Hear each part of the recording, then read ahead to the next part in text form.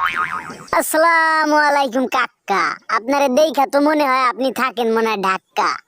আপনার বউটা মনে হয় অনেক ঝাঁকা নাক্কা, তাই না কাকা? ঠিক আছে, সমস্যা নাই। আপনার বউকে আমি ভাবি বলে কিন্তু ডাকবো, আমাকে কিন্তু নিষেধ করতে পারবেন না। এগুলো আমার কাছে দেন, সমস্যা নাই। আপনার জিনিসগুলো দিতেছি, ঠিকঠাক মতো দিতেছি। আহা, আমাকে আপনি বিশ্বাস করতে পারেন। এ পর্যন্ত আমার হাতে যার যে জিনিসটা আসুক, সে গুয়া মারা না খেয়ে আমার কাছে যায় নাই মিয়া। ভালো সাইকেল আইনে তারা লিক করে আমি ফেরত দিছি।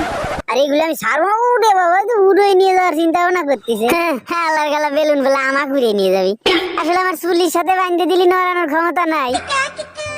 অন্য চুলের কথা বলছি আমি। উড়ে শালা কিপটে টেডি, তুই দাঁড়া দাঁড়া দাঁড়া। তুই আরসি কিনে খাতে পারিস নে, পরের আরসি নিয়ে টানাটানি করিস। এই দেখো কি পরিমাণ লুচ্ছ টেডি হলি, আবার মায়ে দেশ এনে গল্প করা আরম্ভ করে দিছে। এছাড়া এই মেয়েদের সম্পর্কে কিছু বললি কিন্তু আমি মানিয়ে নিতে পারবো না ভাই। এগুলো হচ্ছে আমার কলিজা। খবরদার আমার কলিজায় আঘাত দিবি না। এটা একটা মেয়ে ফ্যান, আমার এটা একটা কলিজা, বুঝতে পারিস?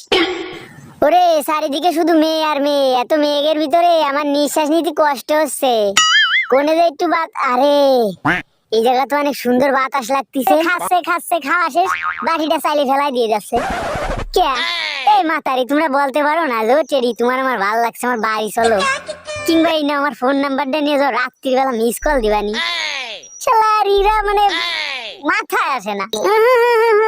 এরা তো আমি যদি আমাকে তো নাম্বার দেবে না, এরা যে নাম্বার দেবে শাহিনকে, ওই শাহিন এবার ধরে ফেলতে পারে।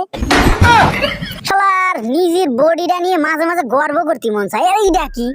এটাও তো ডাইনোসরের বাচ্চা মনে হচ্ছে। এই আমি তো ডিমিতে বাইরে এলাম, তুই কেমনে বাইরেছিস তাই কদি? তোরা দেখলি বোঝা যায় তোর আব্বা একটা ডাইনোসর ছিল।